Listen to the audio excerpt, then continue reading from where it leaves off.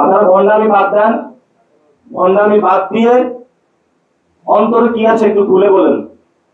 Lower হাউসে peer কি একটু সিট বার্গেইনের জন্য, যেটা 4 দলীয় জোটে করেছিলেন, ওইটা কি একটু বাড়ানোর জন্য চাচ্ছেন নাকি অন্য কোনো কারণে?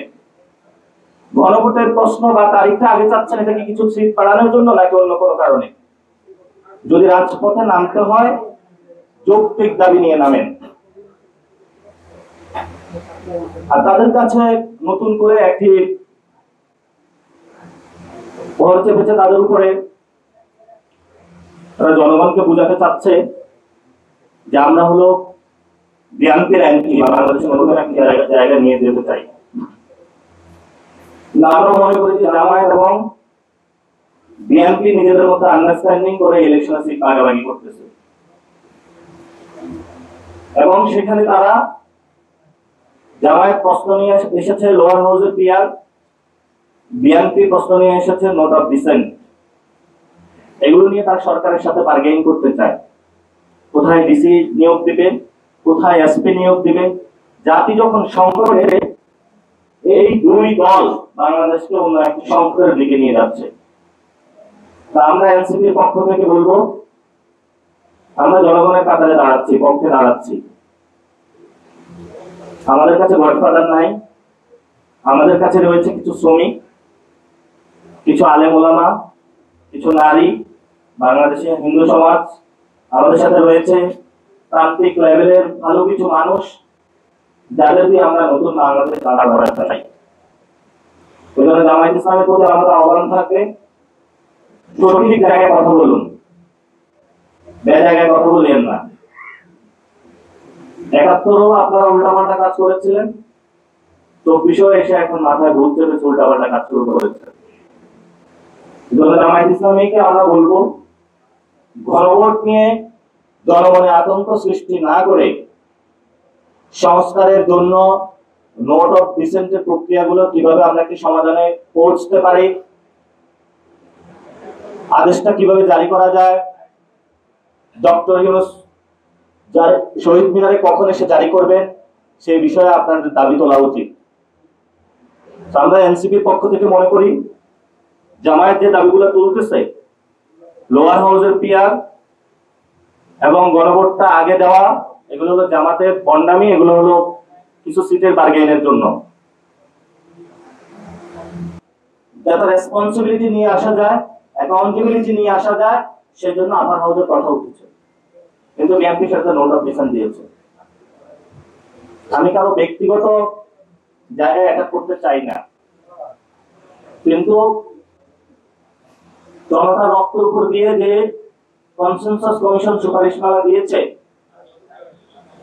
সেগুলোর উপরে আপনারা কোনো আচর বসাতে আসবেন না। কারণ এটা জনগণের হক, জনগণের হক, এই সরকারের দায়িত্ব জনগণকে বুঝিয়ে দিতে হবে। নতুন কথা তারা নিয়ে এসেছে, জুলাই সনদের আইনি ভিত্তি দেওয়ার এখতিয়ার হলো, এখতিয়ার নাকি ডক্টর ইউনূসের নাই। তাহলে তারা নাকি গণঅভ্যুত্থানকে অস্বীকার করতেছে। ৯০ ত্রিদলীয় জোটের একটি রূপরেখা হয়েছিল, বিএনপি সেটা থেকে সরে গিয়েছিল।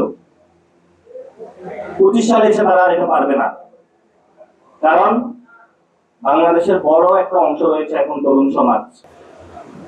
আমরা বলি যে জুলাই সনদের আইনি ভিত্তি দেওয়ার একমাত্র এখতিয়ার হলো ডক্টর ইউনূসের। ডক্টর ইউনূস বাংলাদেশের সামনে অতি সত্বর শহীদ মিনারে গিয়ে জনগণের সামনে উপস্থিত হয়ে জুলাই সনদের আইনি ভিত্তির আদেশ জারি করতে হবে। যদি সেক্ষেত্রে কোনো ব্যত্যয় হয়, তাহলে সেটা আমরা কিভাবে করব, সেটা আমরা বাংলাদেশের জনগণকে আমাদের রাজপথে দেখিয়ে দেব ইনশাআল্লাহ। আমরা যথেষ্ট উৎকণ্ঠা এবং উদ্বেগের মধ্যে রয়েছি। সরকারের কাছে আমাদের আবেদন থাকবে যে আপনাদের কাছে নীতিমালা এসেছে, আপনারা দ্রুত আদেশ জারি করুন। আমাদের এই উৎকণ্ঠা, বিএনপিকে অনৈক্য সৃষ্টি করতে চাচ্ছে, এটা থেকে বাংলাদেশকে মুক্তি দিন। আমরা দ্রুত ইলেকশনের ফেজে ঢুকতে চাই, কারণ যদি ইলেকশন না হয় তাহলে একটু লেট হবে। লেট হলে বিএনপি এবং আওয়ামী লীগ দুই ফ্যামিলি আবার ইলেকশন করতে যাচ্ছে। তারা বাংলাদেশে আগামীতে বিএনপির সেই স্বপ্ন আমরা বাস্তবায়ন হতে দিব না। এখানে তারা বলছে রাষ্ট্রপতি নাকি হলো অধ্যাদেশ বা প্রজ্ঞাপন বা আদেশ জারি করবে। আমরা বলি যে চুপ্পুর সেই কোনো বৈধতা নাই, একজন খুনি দেশে বাংলাদেশের এই পবিত্র দলিলের আদেশ জারি করবে। যখন চুপ্পুর পদত্যাগ করতে জনতা বঙ্গভবনের সামনে উপস্থিত হয়েছিল, তখন জেনারেল ওয়াকার সাহেব বলেছিলেন আমাকে একটু সময় দাও। সময় তো দেওয়া হয়েছে, আপনি কেন চুপ্পুকে সাপোর্ট দিয়ে যাচ্ছেন এখনো? এই জন্য আমরা বলবো চুপ্পু প্রশ্নে জনগণ এবং আর্মিকে কেউ যাতে মুখোমুখি দাঁড় না করায়।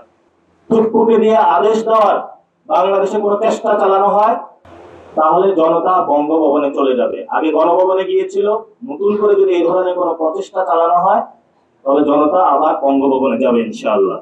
নির্বাচন কমিশনের নিকট আমাদের আকুল আবেদন বা প্রশ্ন, আমরা যে আপনাদের কাছে বলে এসেছি আপনারা যে নতুন নতুন তালিকা বানান সেটা কোন নিয়মের ভিত্তিতে বানান? তারা আমাদেরকে সেই সদুত্তর দেয়নি। তারা আবার রাজনৈতিক সিংহাসন মনে করে নিজেদের গায়ে ধরে আবার একটা তালিকা বানিয়ে নিয়েছে।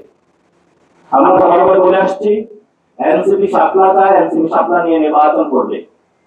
শাপলার প্রশ্নে আমরা আপোষহীন, শাপলা নিয়ে আমরা এক বিন্দু ছাড় দিতে চাই না। এই জন্য নির্বাচন কমিশনের কাছে আহ্বান থাকবে যে আপনারা শাপলা তালিকায় দ্রুত অন্তর্ভুক্ত করে এনসিপির যে অধিকার তাকে বুঝিয়ে দিন, আমরা একটু স্বস্তিতে নির্বাচনের প্রক্রিয়াটা যেতে চাই। ইতিমধ্যে আপনারা আমাদের অনেক দেরি করিয়েছেন বিএনপি এবং জামায়াতকে সুবিধা দেওয়ার জন্য, গণঅভ্যুত্থানের শক্তিকে চাপা দেওয়ার জন্য, যাতে আওয়ামী লীগকে নিয়ে আসতে পারেন। আমরা আপনাদেরকে বলবো এইসব খেলা বন্ধ করেন। যদি এইসব খেলা বন্ধ না করতে পারেন তাহলে হয়তো আমরা ইলেকশন কমিশনের সামনে গিয়ে গণতান্ত্রিক পদ্ধতিতে আমাদের প্রটেস্টের মাধ্যমে আপনাদের পদত্যাগ করাতেও আমরা বাধ্য হব।